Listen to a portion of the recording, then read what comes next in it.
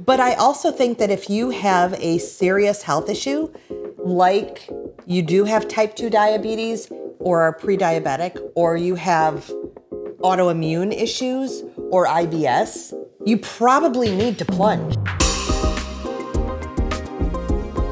Well, a warm welcome to you all. I'm a life coach. I'm JJ, and I eat mostly meat. Hi, I'm Eric. I'm a novelist, and I eat mostly meat.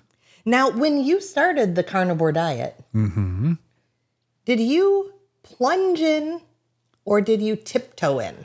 Oh, I don't tiptoe. I plunged. Yeah.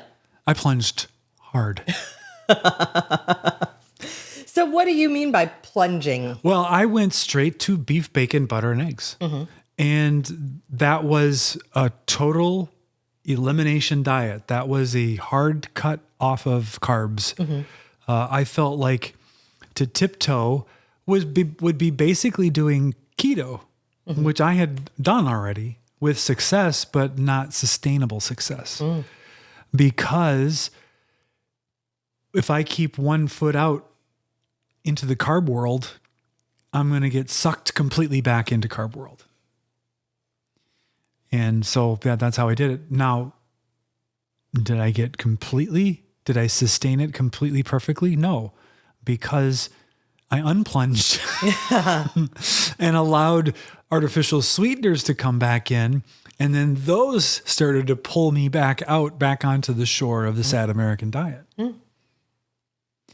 But when you started, did you plunge or did you tiptoe? I think it turned out to be more of a sort of a tiptoe. I had done several months of intermittent fasting, about 7 months of intermittent fasting. And so I feel like that even got me to the wading pool of carnivore. Like if I hadn't done fasting, I don't think I would have been able to dive into carnivore. It just seemed too restrictive to me. And so I've always tended to tiptoe in to dietary changes because I don't want to feel trapped and to have that failure immediately.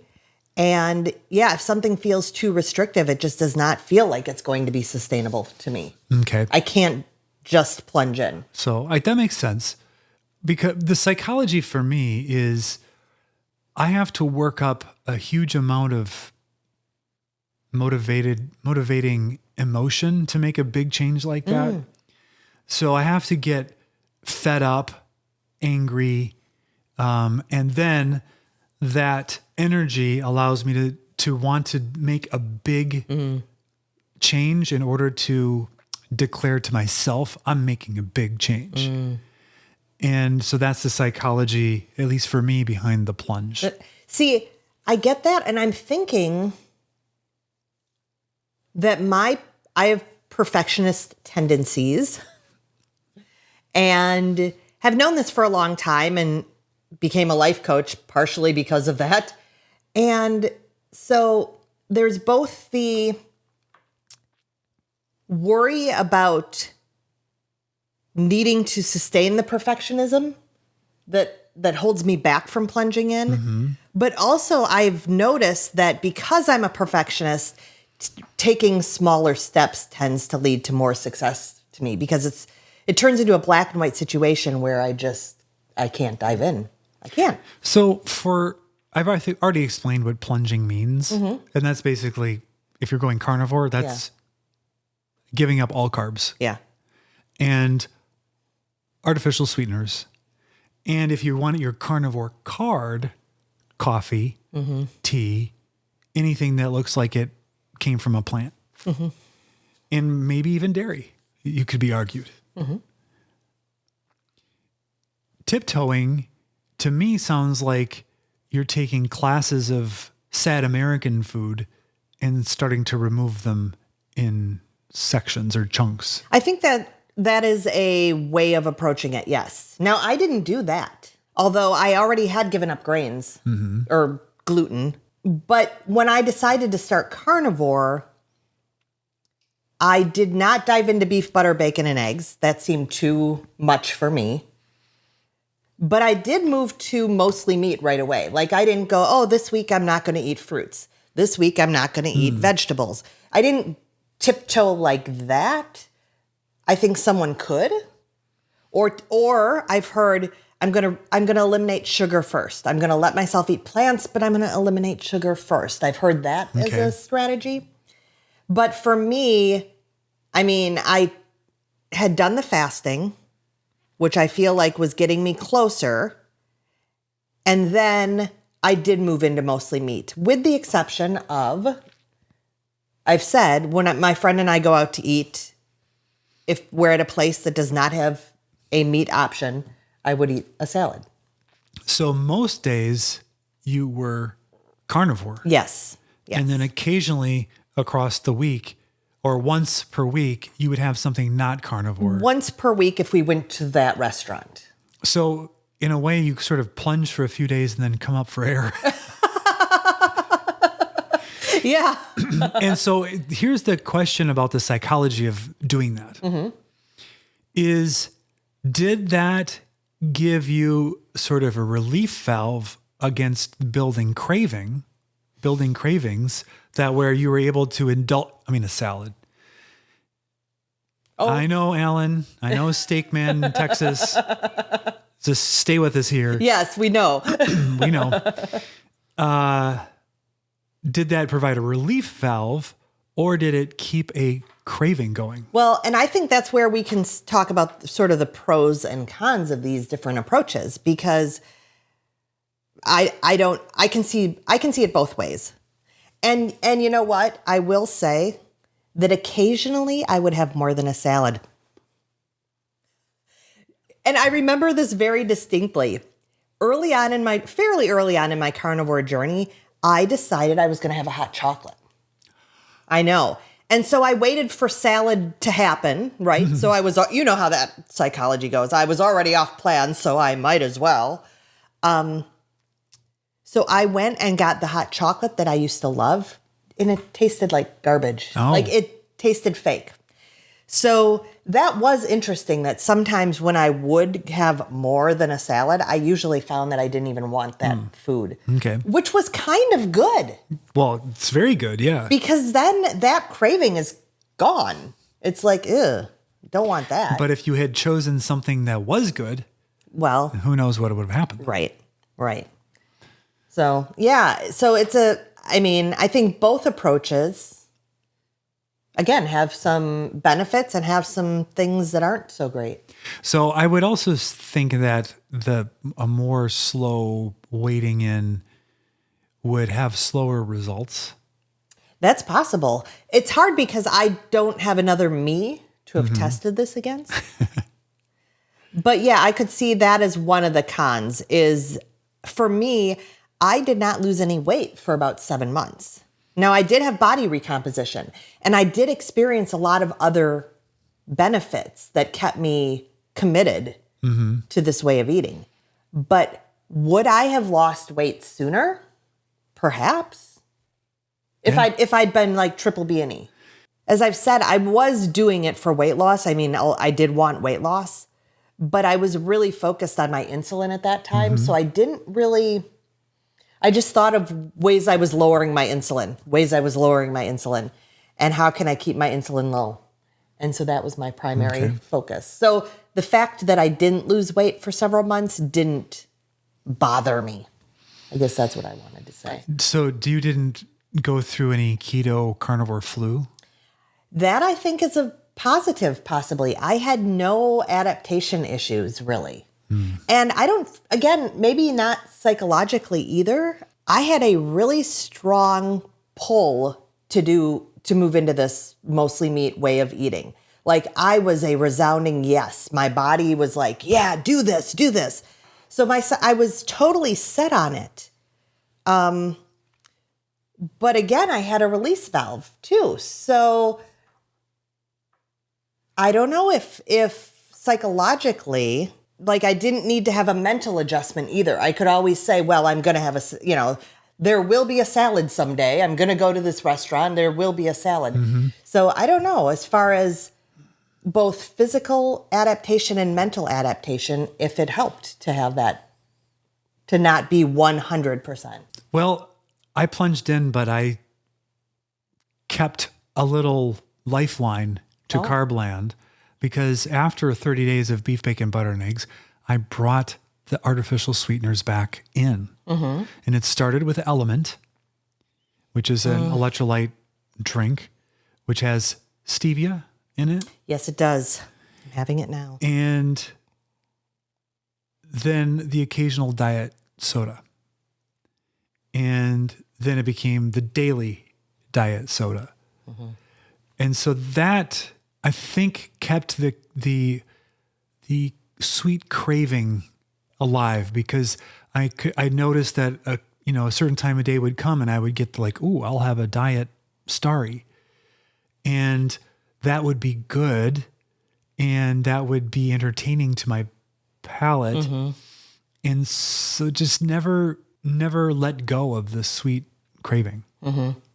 So for me, very sugar addicted, that was a mistake. And I should have plunged in farther and harder and deeper. Well, and that's what I've heard, is that if you do have a sugar addiction, that plunging is really the way to do it. I've always been more of a moderator in my eating. So that might be part of the psychology. What? Yeah, because I remember when we were first dating, how you could eat one Oreo or two Oreos. Yeah. That's not a thing. If there's Oreos left, they're to be eaten immediately. There's no such thing as not eating all of them. Yeah. And I can't even understand how that someone would just stop eating them. Yeah. So I don't know if that helped, but I do know that is a sugar addiction is a really good reason to plunge in. Now, I remember though, when you did start beef, butter, bacon, and eggs, you had some adaptation stuff going on. Yeah, I had some digestive issues that lasted for some weeks. And that was, I don't know if that would have been mitigated through tiptoeing in. But on the other hand, while it was inconvenient and uncomfortable, to me, it was also a sign I was doing something that was different and dramatically different, and that my body was having a shock that it needed. And it wasn't a sign to me that something was wrong. It was a sign to me that I had been doing things wrong all along. That is an excellent way of looking at it too. Because I've heard anecdotally that some people experience those adaptations, and especially if they talk to a healthcare professional, they might get discouraged from continuing. Yeah, I can imagine. And they'll be like, the doctor will be like, oh, no, your system, that is not good for your system. This is proof it's not good for your system. Yeah, I could see how you could view it that way. Yeah. I didn't. Yeah. I viewed it the other way, that this is what my body needed to go through. And I knew enough about the idea of the gut flora and that different bacteria needed to take up residence, and that this was a sign that the old bad ones were on the way out, literally. I also want to say that the plunging, if you have a bit of a plan, like you know what you're going to eat, and so beef, bacon, butter, and eggs is so nice because it tells you, it's the menu. So you don't have to make any decisions. That's what you're eating. And I think it's helpful for a plunger to have a really good plan of what's on the menu and what isn't. And then you only eat what's on the menu. And then you don't have to make as many decisions. And you don't have to think about, well, how am I going to prepare something that's compliant today? It's not hard to prepare something that's compliant when you're eating beef, bacon, butter, and eggs. Is it beef? Is it bacon? Is it butter? Is it eggs? It's compliant. Just going carnivore would give me a pretty good restrictive menu as well. Yeah. Restrictive isn't right, but is it meat?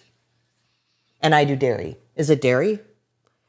And I felt like I've always liked a little more variety. Not as much now.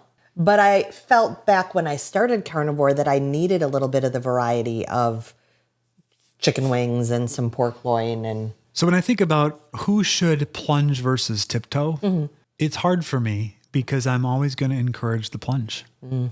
But that's because what it worked for me, and the fact that I should have plunged even harder. Sort of in retrospect, I believe even more in the plunge than the tiptoe. oh boy, if I had to give someone advice, I don't know what I would say. I really don't, because I can definitely see that tiptoeing also has given me wiggle room to still be eating salads 2 years in. So I see that, Alan. And I don't know if that, I just don't know if that's good or bad. I will say, though, that maybe if you're a moderator, maybe it is the way to go. And I will also say I always did have a plan, though. I mean, I think you need a plan. Like you were saying, is this food on plan? So for me, I wasn't just willy-nilly eating salads whenever I wanted. It was really, no, in this specific instance, I will have a salad.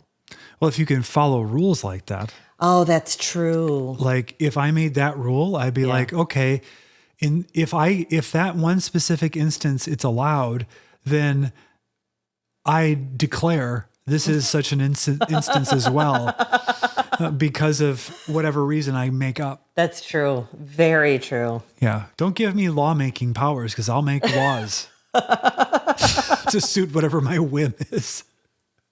I don't know. Do you have to be a rule follower who's not going to change the rules? Well, you have to have a certain amount of discipline. Yeah. For sure. Yeah, and not have the addiction. Yeah. I think that's true. But I also think that if you have a serious health issue, like you do have type 2 diabetes or are pre-diabetic, or you have autoimmune issues or IBS, you probably need to plunge. You probably need to dive in. For me, I was having insulin resistance. I did need to lose weight, but I didn't have any major red flags right here close to me. They were on the horizon, as they are for anyone who's metabolically deranged. They were on the horizon, but they were still a ways off. So I feel like I was able to wade in and didn't have to rip off the Band-Aid as much. I have a thought. What? I wonder how many people who ultimately go carnivore start with keto. And it works, but not enough. And so then they have to go carnivore. And so in a way, they've done a tiptoe into keto. Yeah, that's true. And so the plunge is just dropping the rest of the carbs, and it's more manageable. Yeah. But if you are coming straight from SAD to carnivore, it might be psychologically just more daunting of a jump. Yeah, it could be. And perhaps even if you're tiptoeing, maybe it doesn't need to be, like, again, I'm still eating salads 2 years in. Now, I've gotten a lot of benefit. We've talked about some things that still aren't quite right. Maybe they would be fixed by now. And yet, maybe if it was if you tiptoe in a shorter amount of time. So I'm going to take 1 week to give up sugars. I'm going to take 1 week to give up grains. Like, maybe if you do it over a shorter period of time, but again, you need the discipline. Yeah, the weaning is a dangerous game. I don't know. All I can say is, one of my danger foods was the Quest bar. And I can tell you, I could have tried to wean down by having one Quest bar and then having 3/4 of a Quest bar and then a half a Quest bar, but there would have been Quest bar leftovers. And I don't know how they could have survived in the house with me not eating them. Because once the flavor is happening and the eating experience is happening, all of the rationalizations that you can think up will happen in order to get the rest of it in my mouth. If you're on carnivore, what did you do? Did you wade in or did you dive in? Mm-hmm. And yeah. Or have you done what I've done where you plunge and then come back out and dry off and then plunge and come back out and dry off? Even though you are more compliant right now, because right now you're triple B and E. I am B and E, beef and eggs. You're having butter, surely. No. No butter? No. Oh, all right. So you are much more compliant right now, like tenfold. Yes. But I feel like I have been more sustained. Yes. If you didn't know it already, we're not perfect. No, if you came for perfection, you're at the wrong channel. The motivation to stay the course because you feel so great, I get it. Mm-hmm. I mean, it's why I'm on the verge of lion diet right now, is because I want to get that extra last 10% so I can understand what that's like. Yeah. Yeah. And they say that last 10% is awesome. So we shall see. Yeah. In a way, I guess I kind of tiptoed. And I feel kind of ashamed of it. Oh, geez. I shouldn't, should I? No. And I am also contemplating on, I've been tightening here and there, and I'm contemplating tightening some more. But in my typical fashion, I'm not going to commit at this moment. I've already been playing, but I have not. Yeah, you do that. You play with these things. Yeah. But it's not dangerous because you have no risk of going completely crazy. No, that's not. Just going back to the old ways of eating. That is absolutely true. And I think that's true for both of us, actually. Yeah, there's no going back for me. Yeah. I mean, this is the reason we are here talking to you is because ultimately this has been the only thing that's been sustainable for the both of us and given us incredible results, not only with weight loss, but with health benefits. So, yeah, we can play a little bit, we can loosen a little bit, and we're still here.